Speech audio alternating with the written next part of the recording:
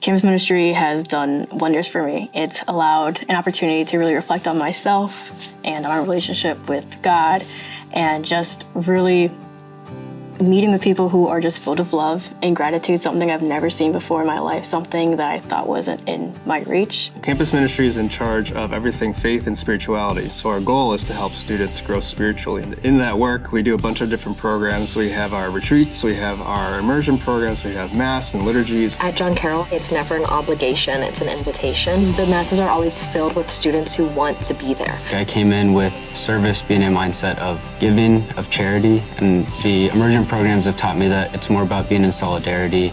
I don't think of solidarity as, okay, I'm gonna go in somewhere and I'm just gonna try and fix something. It's accompaniment, really understanding the root cause of a problem. A faith that does justice. Interfaith culture in Campus Ministry has really opened up my eyes to the wide diversity of spirituality. It's not only see your perspective, but see all people's perspectives rather than just your own. You're taught how to love well and love in your place, and at the end of the day, that's all we really ask of you.